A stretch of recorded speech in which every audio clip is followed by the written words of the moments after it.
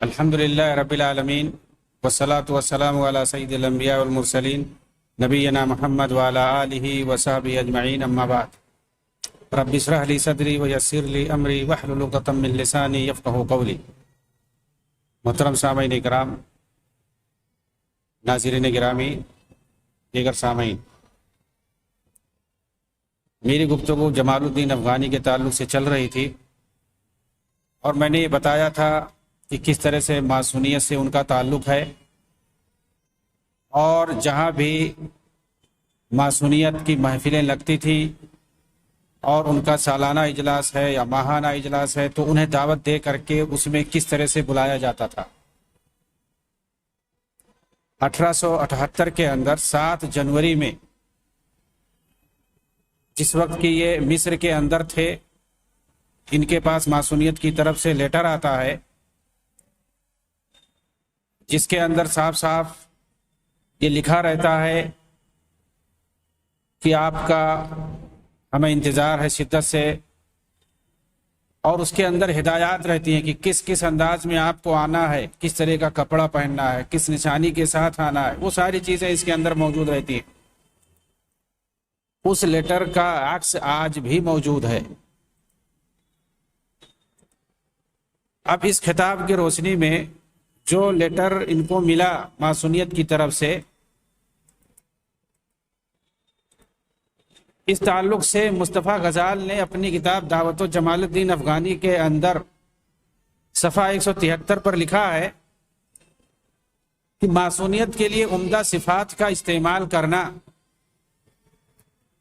جیسے اخوان الصفا، خلان الوفا، مقدس اجلاس، جو خطاؤں سے محفوظ ہے، پاک اجتماع، قابل فخر اجتماع، گویا کوئی آسمانی شریعت ہو ان کی نظر میں۔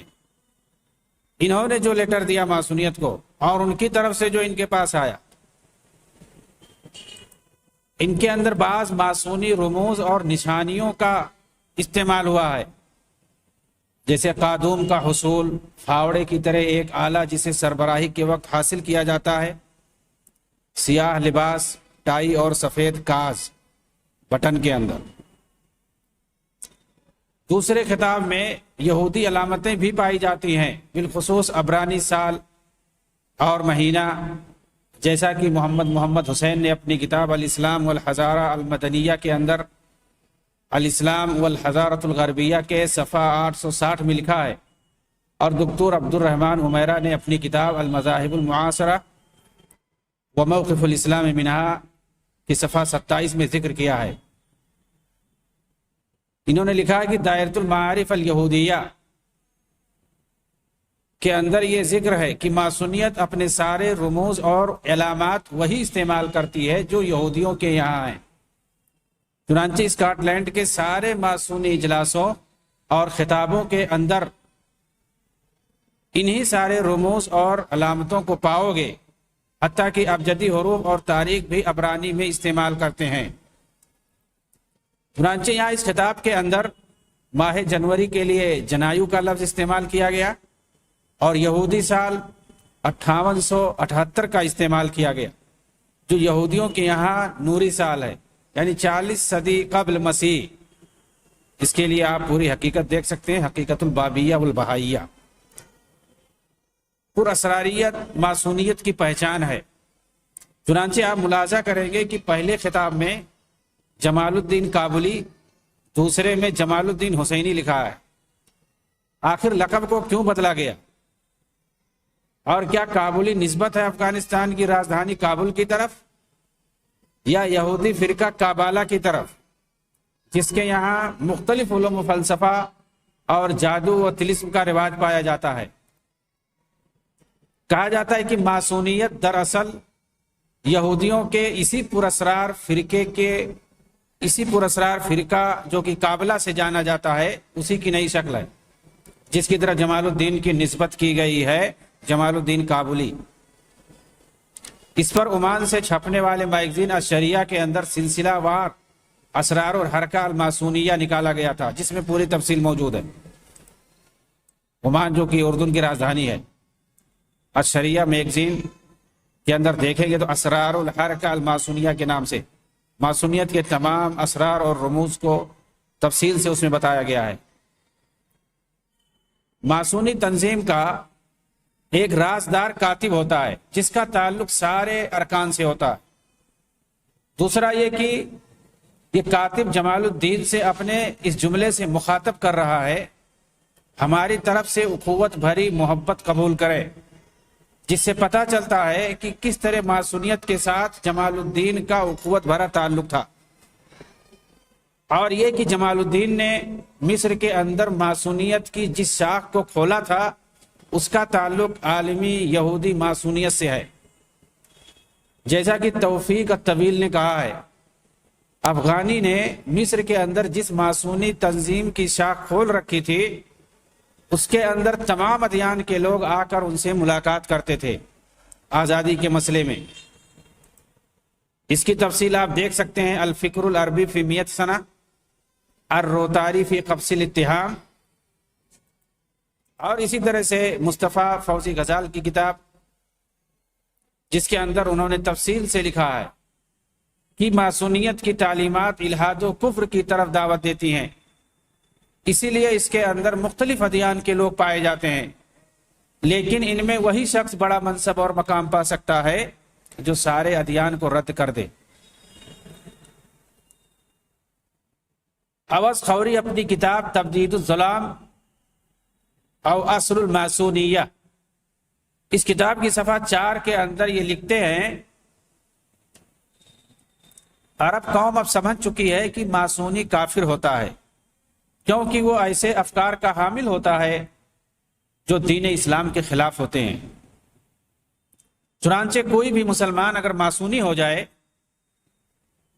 تو وہ ملت سے خارج اور مرتد ہو جاتا ہے، اس کا قتل واجب ہے۔ کتاب اسرار الماسونیہ نے سب کی آنکھیں اس وقت کھول دی،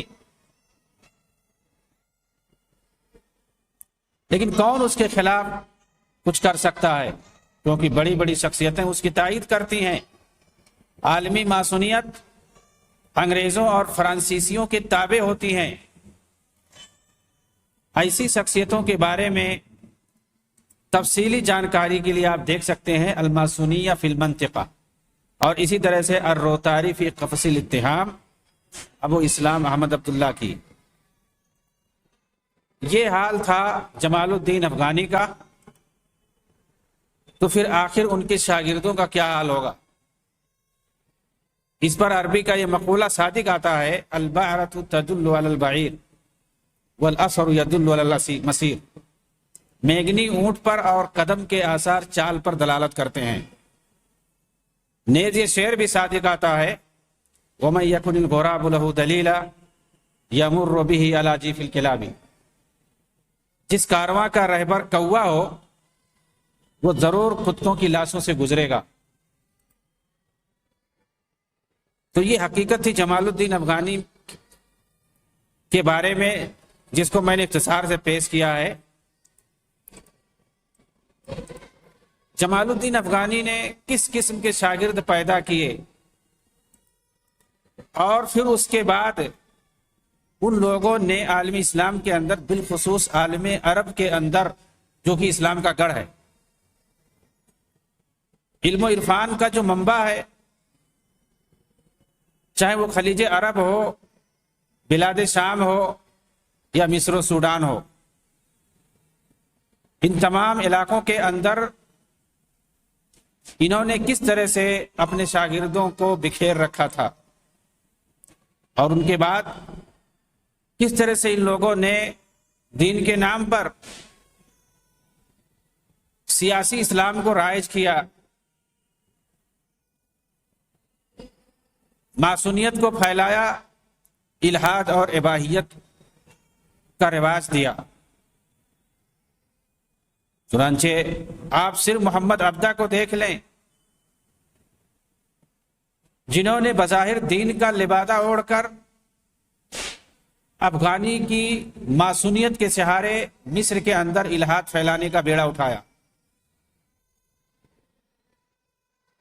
دوسری طرف سعد زغلول کو دیکھ لیں، سعد زغلول جنہوں نے سیاست میں معصونیت پھیلانے کا بیڑا اٹھایا۔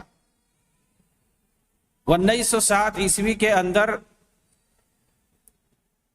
انگریز وائسرائے لارڈ کرومر نے سعد زغلول کو وزیر معارف بنا دیا. اس کے بعد وفد پارٹی بنا کر انہوں نے الیکشن لڑنا شروع کر دیا اور 1924 کے پارلیمانی انتخاب میں جیت بھی حاصل کر لی. اور پھر اس کے بعد وزارت کی تشکیل بھی دے دی انہوں نے. سیاسی اعتبار سے اگر دیکھا جائے تو مصر کے اندر سعد زغلول نے الحاد اور سیکولرزم کو خوب پھیلایا. یہ کون تھے؟ جمال الدین افغانی کے شاگرد تھے. یعقوب صروف یہ مصر کا ایک دولت مند یہودی ہے جس نے افغانی کے الہادی افکار کو پھیلانے میں بڑا کردار ادا کیا، جو کہ جمال الدین افغانی کا خاص آدمی تھا. اسی کے محلے میں، اسی کے گھر میں رہتے تھے یہ مصر کے اندر. سلیم انجوری ایک عیسائی ہے جو میرات الشرق نامی میگزین نکالتا تھا اور اس کے ذریعے جمال الدین افغانی کے نظریات کو پھیلاتا تھا. احمد عرابی پاشا یہ فوج میں رہ کر ماسونیت کے کردار کو ادا کر رہے تھے. مصری فوج میں تھے یہ اور ماسونیوں کے کہنے پہ کام کرتے تھے. جمال الدین افغانی کے شاگرد تھے. عملاً انہوں نے وہ کر کے دکھا دیا کہ انگریزی فوج جو کہ اسکندریہ میں تھی اس کے خلاف چڑھائی کر کے پھر پسپائی اختیار کر کے انگریزوں کو قاہرہ تک لانے میں کامیابی حاصل کی. انہوں نے کہا جاتا ہے کہ شاہ اسماعیل پاشا کو ایک بار قصر نیل برج پر یہ قتل کرنا چاہتے تھے اور پوری پلاننگ جمال الدین افغانی کی طرف سے بنائی گئی تھی،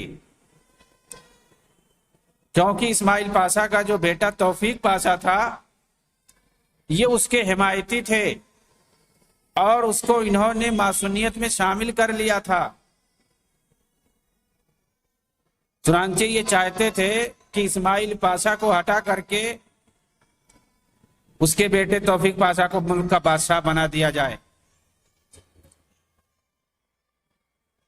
تاکہ ان کے حساب سے وہ کام وہاں پہ کرنا شروع کر دے، یا یہ جو کرنا چاہتے ہیں اپنے شاگردوں کے ذریعے سے ان کو کھلی آزادی مل جائے، حکومت کی طرف سے کوئی روک ٹوک نہ رہے.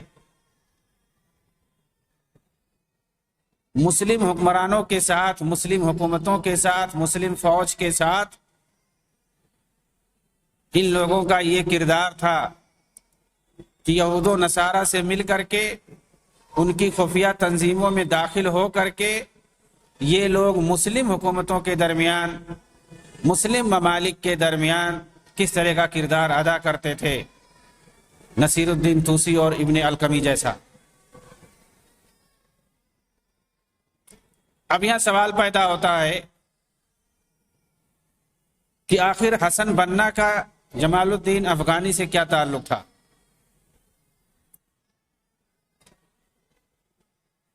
تو ضروری ہے کہ انہی کی کتاب سے بیان کر دیا جائے کہ حسن بنا کو جمال الدین افغانی یا ان کے خاص شاگردوں سے کتنا شغف تھا، کتنی محبت تھی، ان کے افکار سے کتنا متاثر تھے اور ان کے اعمال پر کتنا فخر کرتے تھے. ظاہر سی بات ہے اچھا سمجھتے رہے ہوں گے. چنانچہ حسن بنا نے اپنی کتاب مذکرات الدعوہ و داعیہ، جو کہ اخوانیوں کے یہاں دستور کی حیثیت رکھتی ہے، اس کے صفحہ 182 کے اندر جمال الدین افغانی، ان کے شاگردوں، ان کی دعوت اور کارناموں کی تعریف کرتے ہوئے حسن بنا نے کہا ہے، مصر کی ترقی میں مصطفیٰ کامل، فرید اور ان سے پہلے جمال الدین افغانی اور محمد عبدہ کا بڑا رول رہا ہے.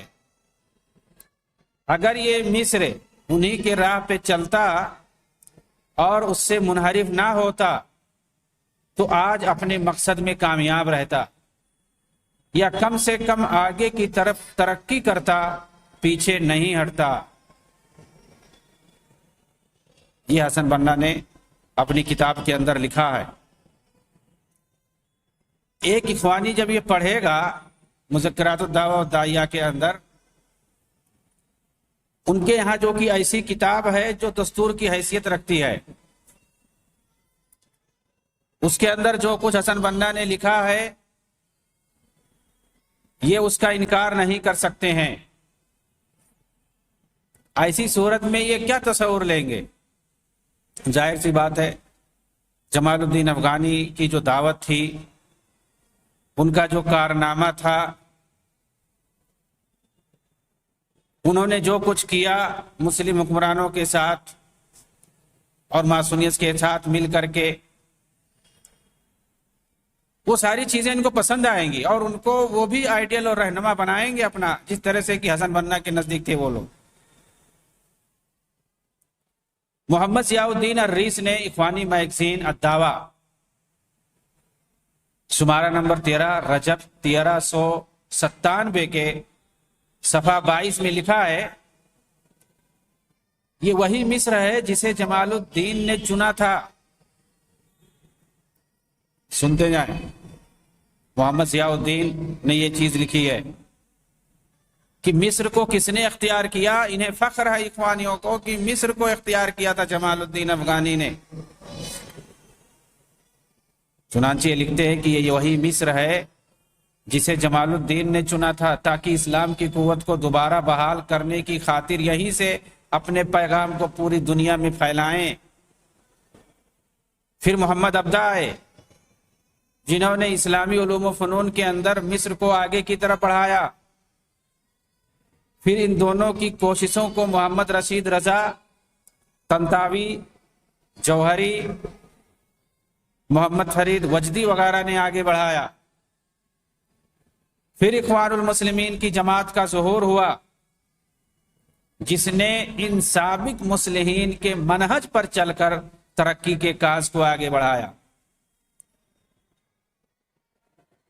دیکھیے کس طرح خوبصورت انداز میں انہوں نے لکھا ہے، یعنی چاہے وہ جمال الدین افغانی ہو، محمد ابدا ہو، محمد رشید رضا ہو، طنطاوی ہو، جوہری ہو، فرید وجدی ہو، مصطفیٰ کامل ہو، ان سب کو اسوہ اور نمونہ بنا کر کے اخوانیوں نے مصر کو ترقی پر پہنچا دیا، یہ کہنا چاہتے ہیں۔ اسی اخوانی میگزین الدعوہ کے اندر ایک مشہور اخوانی عالم صالح اسماوی کی، جن کا حسن البنا مرحلۃ فی تاریخ الکفاح الاسلامی کے نام سے ایک مقالہ ہے یا دعوہ میگزین کے اندر 1398 ہجری، اس مقالے کے اندر انہوں نے لکھا ہے، صالح اسماوی نے، حسن بنا استعمار کے خلاف جنگ، آزادی کے لیے لڑائی اور اسلامی وحدت کے لیے اپنی دعوت میں اسی اصول پہ کاربند تھے جنہیں جمال الدین افغانی نے وضع کیا تھا، بنایا تھا۔ اور حسن بنا کی یہ کوشش رہی ہے کہ جمال الدین افغانی اور محمد ابدا کے اصولوں کے درمیان ہم آہنگی پیدا ہو جائے۔ صالح اسماوی بڑے اخوانی عالم مانے جاتے ہیں، ان کے مطابق حسن بنا کے لیے آئیڈیل اور نمونہ کون تھے؟ جمال الدین افغانی تھے، محمد ابدا تھے۔ جمال الدین افغانی کے بارے میں تو پتہ چل گیا تفصیل سے، محمد ابدا کے بارے میں بھی ہم بتائیں گے تفصیل سے کہ انہوں نے شام کے اندر اور مصر کے اندر رہ کر کے انگریزوں کے ساتھ مل کر کے کیا کیا ہے۔ جمال الدین ماسونی کی تعریف میں جس چیز نے مجھے سب سے زیادہ تعجب میں ڈالا وہ اخوانی محمود عبد الحلیم صوفی کی وہ عبارت ہے جو انہوں نے اپنی کتاب الاخوان المسلمون احداث صنعت التاریخ، یہ بڑی مشہور کتاب ہے، 3 جلدوں کے اندر، ضخیم کتاب ہے، انہوں نے پورا اپنا تجربہ لکھا ہے۔ محمود عبد الحلیم جو کہ حسن بنا کے ساتھ رہتے تھے، اس ضخیم کتاب کے جلد نمبر 3 صفحہ 574 میں لکھتے ہیں محمود عبد الحلیم، جمال الدین کی سوانح سے پتہ چلتا ہے کہ آپ کے مخلص دوستوں اور چنندہ و عمدہ شاگردوں میں سے اکثر غیر مسلم تھے۔ دیکھیے کیا لکھیں، مخلص دوستوں، چنندہ اور عمدہ شاگردوں میں سے اکثر کون تھے؟ غیر مسلم تھے، جیسے ادیب اسحاق دمشق کے ایک نصرانی تھے، یعقوب سنو ایک یہودی تھے۔ چنانچہ ادیب اسحاق ہی نے آپ کو دونوں اخبار مصر اور التجارہ جاری کرنے کا مشورہ دیا تھا، اور ان دونوں اخباروں میں جمال الدین خود بھی لکھتے تھے، اور یعقوب سنو نے آپ کو مزاحیہ اخبار ابو النضارہ الزرقہ جاری کرنے کا مشورہ دیا تھا۔ خلاصہ یہ کہ جمال الدین افغانی کی پوری زندگی اس حدیث نبوی کا مصداق تھی، ان اللہ یبعث علی راس کل مئۃ سنۃ لامتی من یجدد امر دینھا، یعنی اللہ تعالیٰ ہر 100 سال پر میری امت کے اندر ایک ایسے شخص کو بھیجے گا جو اس کے دین کی تجدید کرے گا۔ یہ لوگ ایسی باتیں لکھتے ہیں، ان کو شرم بھی نہیں آتی کہ کیسے کیسے لا کر کے قرآن اور حدیث کو بھی جوڑ دیتے ہیں، اس میں یہودیوں کو بھی عیسائیوں کو بھی ساتھ میں رکھتے ہیں، اور اپنا مخلص دوست ان کو بناتے ہیں، اور پھر ساتھ میں قرآن اور حدیث کو لا کے جوڑ دیتے ہیں۔ پتہ چلا کہ حسن بنا اگر رافضی نواب صفوی سے ایک طرح متاثر تھے اور اس کے ساتھ مل کر شیعہ سنی اتحاد کا جھنڈا بلند کیے ہوئے تھے، تو دوسری طرف بابی رافضی جمال الدین افغانی کے دعوت سے بھی متاثر تھے، جو مصر کے اندر 1871 کے اندر آئے تھے، اور انہی کے تلامذہ کے زیر سایہ حسن بنا نے تعلیم حاصل کی تھی۔ محمود عبد الحلیم نے جمال الدین افغانی کی دعوت سے حسن بنا کے متاثر ہونے کا تذکرہ کرتے ہوئے لکھا، یہی محمود حلیم جس کا تذکرہ ابھی ہوا، جو اب حسن بنا کے ساتھ یہ کافی عرصہ رہ چکے، اور اپنے تجربات کی روشنی میں 3 ضخیم جلدوں میں انہوں نے ایک کتاب لکھی، الاخوان المسلمون احداث صنعت التاریخ، جو صرف احداث صنعت التاریخ سے مشہور ہے۔ چنانچہ یہ جمال الدین افغانی سے کس طرح سے حسن بنا متاثر تھے، اپنے انداز میں یہ لکھ رہے ہیں، اخوانی دعوت 2 دعوتوں کا احاطہ کیے ہوئے ہے،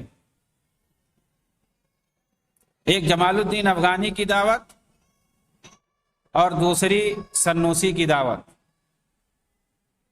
مزید اخوانی جماعت کے اندر نظام خاص کا بھی اثر رہا ہے۔ ابھی نظام خاص کیا ہے اس کی بھی تفصیل بتاؤں گا تو آپ سمجھ پائیں گے کہ نظام خاص کیا ہوتا ہے، حیران ہوں گے۔ اس طرح ایک درویش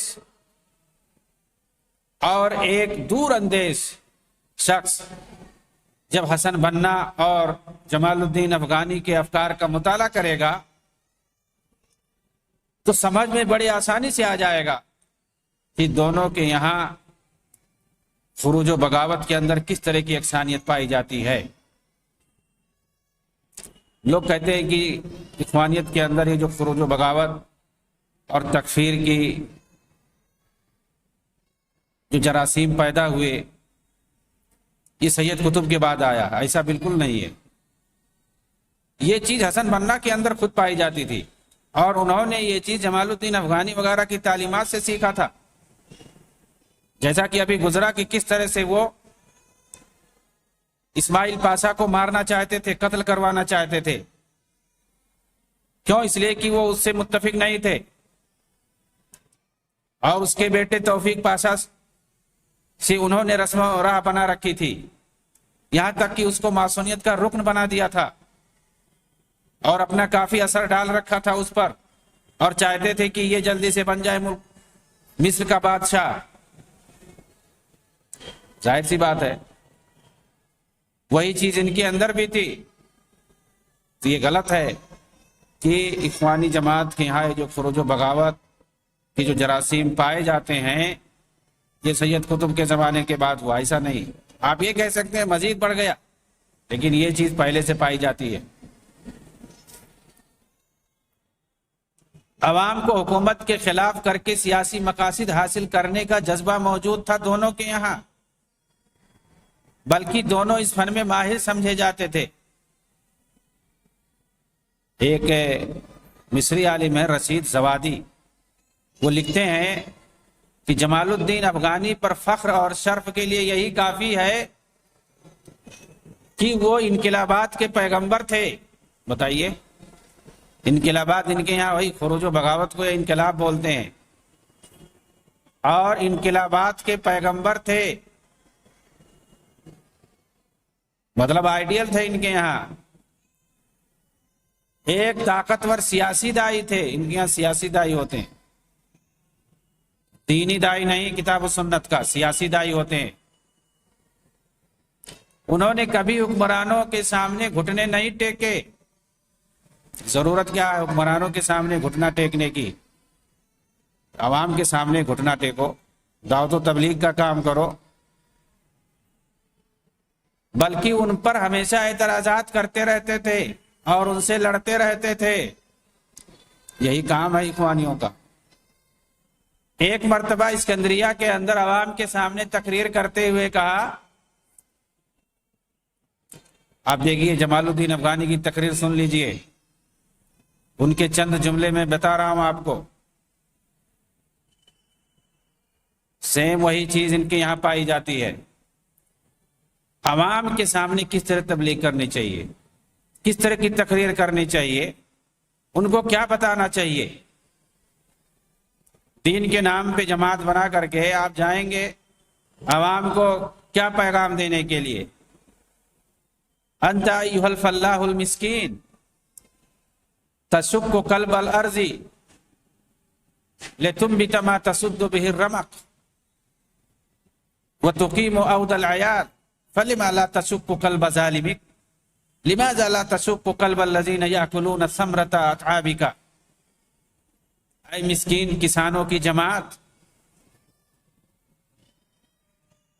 جمال الدین افغانی کس طرح کی تقریر کر رہے عوام کے سامنے، کسانوں کے سامنے. اے مسکین کسانوں کی جماعت، تم سخت محنت کر کے اگر زمین کے سینے کو چیر سکتے ہو تاکہ اس کی پیداوار سے اپنی بھوک مٹا سکو، اپنے اہل خانہ کو کسی طرح چلا سکو، تو پھر آخر اپنے ظالم حاکم کے دل کو کیوں نہیں چیر سکتے؟ آخر ان لوگوں کے سینے کو کیوں نہیں پھاڑ سکتے جو تمہاری محنت کا پھل کھا رہے ہیں؟ بتائیے عوام کو یہ حکمرانوں کے خلاف ابھارنا ہوا کہ نہیں ہوا؟ اور یہ معلوم رہے کہ مصر میں 70% آبادی کسانوں کی پائی جاتی ہے، اسی طرح سے جیسے ہندوستان کے اندر 70% آبادی کسانوں کی ہے. کسانوں کو اگر کوئی بہکا لے، اپنے فیور میں کر لے، تو حکومت کو توڑ سکتی ہے، حکومت کو گرا سکتی ہے. اپنے آپ کو بہت ظالم اور جابر سمجھنے والی حکومت 1.5 مہینے سے کسان یہاں احتجاج کر رہے تھے، آج گھٹنا ٹیک دیا، اور جو قوانین کسانوں کے خلاف پاس کر رہا تھا اس کو واپس لینے کا عندیہ دے دیا ہے. تو یہ جمال الدین افغانی کا کارنامہ تھا. حالانکہ یہ مصر کے نہیں تھے، کہاں کے تھے؟ ایران کے تھے، اسد آباد کے تھے، یہ تہران میں رہتے تھے، لیکن پوری دنیا کا سفر کرتے تھے. مصر میں سب سے زیادہ رہتے تھے. وہاں جا کر کے انہوں نے عربی کو اچھی طرح سے سیکھا اور عربوں کو ان کے حکمرانوں کے خلاف ابھار رہے ہیں، خاص طور سے کسانوں کو ابھار رہے ہیں جو کہ آبادی کی 70% ہے، کہ تم اگر زمین کو پھاڑ سکتے ہو تو اپنے ظالم حاکم کے سینے کو کیوں نہیں پھاڑ سکتے؟ ظاہر سی بات ہے عوام سمجھے گی ہاں بالکل پھاڑ دیں گے چل کے. ہوگا کیا اس کے بعد؟ انجام کیا ہوگا؟ خون خرابہ ہوگا. بھائی جس کے ہاتھ میں پاور ہے، فوج ہے، کسان اس کے سامنے ٹک پائیں گے؟ خون کی ندیاں بہیں گی، یہی ہوگا، اس کے علاوہ کچھ نہیں ہو سکتا۔ اس طرح جمال الدین افغانی مصر کے اندر برے حالات کے خلاف بولتے رہے۔ آخر کار وزیر اعظم توفیق پاشا نے انہیں قصر عابدین میں بلا کر ڈانٹتے ہوئے کہا، انی احب کل المصریین وان دروسکم واقوالکم المہیجہ ستودی بالشعب والبلاد الى التہلکہ۔ یہ وزیر اعظم پاشا تھا، اس نے کہا کہ میں ہر مصری سے محبت کرتا ہوں، لیکن جان لو تمہارے یہ فتنہ پرور دروس اور خطابات ایک دن ملک و ملت کو ہلاکت کی طرف لے جائیں گے۔ اس کے بعد ان کو سمجھ میں آ گئی، پھر بولنا بند کر دیا۔ وآخر دعوانا الحمدللہ رب العالمین والسلام۔